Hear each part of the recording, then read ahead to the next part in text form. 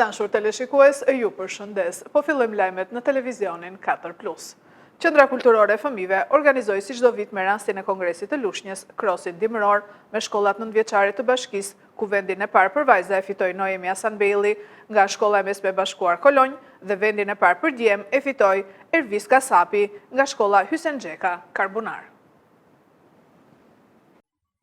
Si çdo vit me rastin e Kongresit të Lushnjës, edhe sot u organizua krosi dimëror nga Qendra Kulturore e Fëmijëve me shkollat nëntëvjeçare publike e jo publike të bashkisë Lushnjë. Krosi nisi nga poliklinika dhe përfundoi në qendër të qytetit. Fituesja e vendit të parë për vajzat është Noemi Hasanbelli nga Shkolla e Mesme e Bashkuar Kolonj. Vendin e dytë dhe të tretë e morën nxënëset Klevisa Gorovelli dhe Shazia Arapi nga Shkolla nëntëvjeçare Karbunare Vogël. Nga djemt, vendin e parë e fitoi Ervis Kasapi nga Shkolla nëntëvjeçare Hysen Xheka Karbunar, vendi i dytë i takoi Roan Turkut nga Shkolla Kongresi i Lushnjës dhe vendin e tretë e mori Rustem Kamberi po nga Shkolla Hysen Xheka Karbunar. Drejtori i Qendrës Kulturore të Fëmijëve, Sajmir Bahja, falenderoi fituesit dhe shkollat pjesëmarrëse në këtë aktivitet sportiv.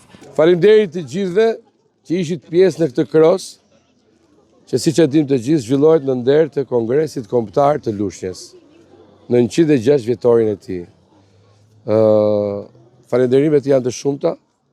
Të parat janë për ju që jeni pjesë e këtij aktiviteti, që në çdo vit keni sfiduar ftohtin, diellin, gjithë kushtet atmosferike dhe keni qenë pjesë në këtë aktivitet. Vjen përshëndetja dhe falënderimi për mësuesët tuaj, si gjithmonë të gatshëm në shoqërim dhe në përgatitjen tuaj për çdo aktivitet sportiv që keni pasur. Për drejtoritë e shkollave, për zyrën vendore të arsimit parauniversitar, për Bashkinë Lushnjë, e cila si gjithmonë na jep suport dhe na mundson dhe na lehtëson të gjitha aktivitetet që neve zhvillojmë në bashkëpunim me shkollat. Përfituesit u ndan medalje, certifikata dhe bluza nga punonësit e QKF-s tek shtëpia Muze e Kongresit të Lushnjës.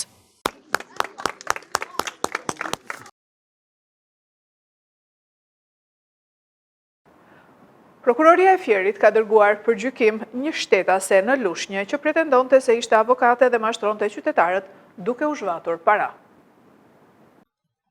Prokuroria pranë gjykatës së shkallës së parë të jurisdiksionit të përgjithshëm Fier përfundoi hetimet dhe dërgon për gjykim avokaten KK, 60 vjeçe nga Lushnja, për veprën penale mashtrimi e kryer më shumë se një herë dhe fshehje të ardhurave.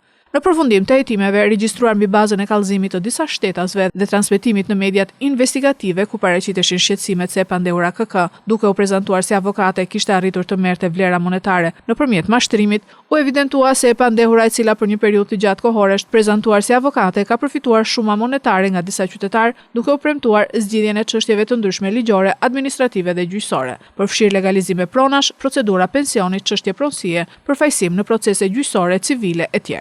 Nga verifikimet e kryera rezulton se këto shërbime nuk janë realizuar, megjithse vlerat monetare janë marrë nga e pandehura.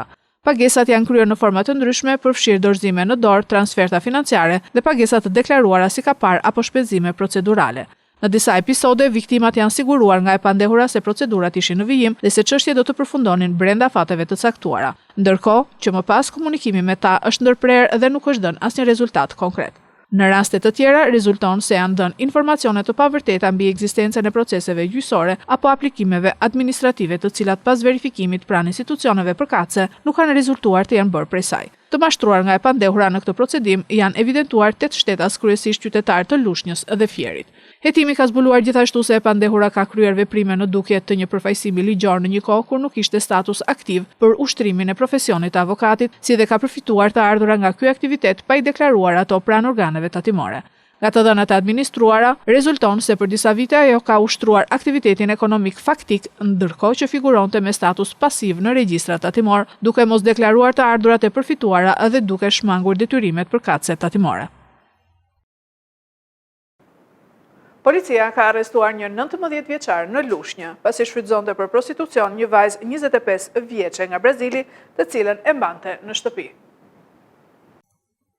Finalizohet operacioni policor Pit Stop nga policia e Lushnjës. Arrestohet 19 vjeçari që shfrytëzonte për prostitucion një shtetase braziliane, të cilën e kishte strehuar në banesën e tij. Procedohet penalisht shtetësja braziliane që ushtronte prostitucion dhe sekuestrohen 2 celular. Sipas njoftimit të policisë, specialistët për hetimin e trafiqeve të DVP-Fier, bazuar në informacionet e siguruara në rrugë operative për shfrytëzimin e një shtetaseje të huaj për prostitucion, organizuan dhe finalizuan në bashkëpunim me shërbimet e Komisariatit të Policisë Lushnjë operacionin e koduar Pit Stop. Si rezultati i operacionit, u kap në flagrancë dhe u arrestua shtetasi SM, 19 vjeç, banues në fshatin Karbunare Madhe në Lushnjë. Nga hetimet, rezultoi se ky shtetas ka shfrytëzuar për prostitucion, por rreth 2 muaj shtetasen braziliane LS, 25 vjeçe, të cilën e ka strehuar në ambiente të ndryshme dhe së fundmi në banesën e tij. 25 vjeçaria ushtronte prostitucionin në ambiente të tjera. Në vijim të veprimeve për rastin, u referuan materialet në prokurori, ku nisi procedimi penal për 25 vjeçaren për veprën penale ushtrimi i prostitucionit. Në cilësinë e provës materiale u sekuestruan 2 celular. Materialet procedurale ju referuan prokurorisë për veprimet të mëtejshme. Kryetari i Partisë Demokratike Sali Berisha ka deklaruar për protestën e nesërme të opozitës se nesër është dita e gjykimit, ku do të vendoset drejtësia për qytetarët. Kryetari i Partisë Demokratike Sali Berisha zhvilloi një konferencë me gazetarët ku foli për seancën e zhvilluar një ditë më parë në gjykatën kushtetuese, në të cilën u shqyrtua çështja e pizullimit nga detyrat e zëvendës kryeministres Belinda Balluku e akuzuar nga SPAK. Ish kryeministri Sali Berisha nga selia e Partisë Demokratike u shpreh se kryeministri Edi Rama nuk ishte pranuar që të merrte pjesë në Davos për planin e paqes dhe deklaroi se nesër populli opozitar i bën gjyqin kryehajdutit të këtij kombi. Nesër qytetarët populli opozitar i bën gjyqin kryehajdutit të këtij kombi, i bën gjyqin kryeministrit të lidhur kokë e këmbë me vrasës, bandit, trafikant, i bën gjyqin antishqiptarit në të zi të kohrave, ka përzan nga ky vend në 10 vite 1.100.000 shqiptar vetëm në hapësirën europiane, pa llogaritur hapësirat tjera. Nesër i bën gjyqin një armiku tegër të lirive të shqiptare të votës tyre. Njeriu që qëndron në pushtet, duke përdor çdo mjet të palishëm duke shkelmuar kushtetutën. Por nesër është dita e gjykimit të popullit shqiptar për një organizatë kriminale që se ka sot asnjë vend tjetër në Europë.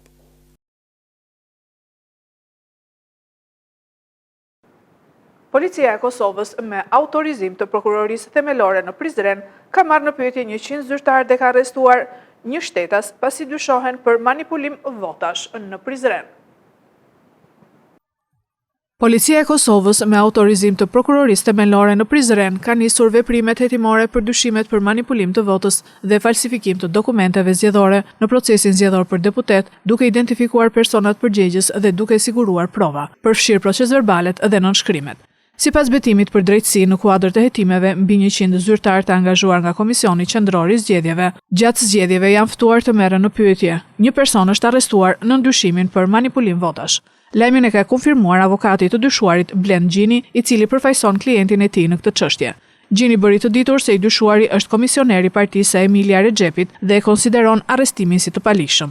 Teksa rinumërimi i votave po i afrohet fundit, Prokuroria Themelore në Prizren ka evidentuar dallime mes fletvotimeve dhe votave të numëruara për kandidatët brenda subjekteve politike, duke ngritur dyshime serioze për keqpërdorim të votave. Prokuroria ka theksuar se manipulimi i votës dhe falsifikimi i dokumenteve zgjedhore përbën vepra penale dhe se këto raste do të trajtohen pas një kompromis. Hetimet për këtë rast vazhdojnë, ndërsa policia dhe prokuroria nuk kanë dhënë detaje të tjera mbi hetimin. Shebe taksi, Gjermani, Francë.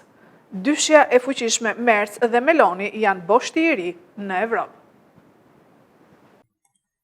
Frederik Merz dhe Giorgia Meloni janë konsideruar si dyshja më e fuqishme në Bashkimin Evropian, duke rindërtuar marrëdhëniet mes Gjermanisë dhe Italisë. Aleanca e tyre është ndërtuar mbi interesa dhe frustrime të përbashkëta ndaj Francës, veçanërisht në lidhje me marrëveshjen tregtare të mërkurit dhe programin e përbashkët të avionëve luftarak. Pritet që dy liderët të nënshkruajnë një marrëveshje bashkëpunimi në mbrojtje dhe të bashkëpunojnë mbi një plan veprimi të ri për të ringjallur industrinë e Bashkimit Evropian dhe për të zgjeruar eksportet. Ky partneritet i pozicionon ata si lojtar kyç në drejtimin e BE-s drejt një të ardhmeje më konkurruese dhe më të shpejtë. Mers me disa ministra udhtoi drejt Romës dhe takoi kryeministren Giorgia Meloni, që dikur shihej si përfaqësuese së djathtës ekstreme, ndërsa tani konsiderohet se tregon pragmatizëm dhe mund të ndërmjetësojë në konfliktin me Trump. Mosmarrveshja për Groenlandën duket se është zbutur të paktën për momentin. Presidenti i Amerikës Donald Trump nuk do ta pushtojë me forcë ishullin, i cili përket Danimarkës dhe as nuk do të vendosë më tarifa doganore ndëshkuese për vendet që kundërshtojnë pretendimin e tij ndaj Groenlandës për Amerikën, u kuptua nga mesazhet e tij në forumin ekonomik botëror në Davos. Por vendet evropiane të NATO-s janë dyshuese për shkak se Trump shpesh ndryshon qëndrimet, si dhe kërcënon. Për shkallëzimi i fundit, thot Deutsche Welle, i jep vizitës së kancelarit Merz në Itali një rëndësi të veçantë në dallim nga më parë. Këto ishin lajmet tona për sot. Lajmet i gjeni edhe në internet në website-in 4plusmedia.tv. Bashkë mirupafshim.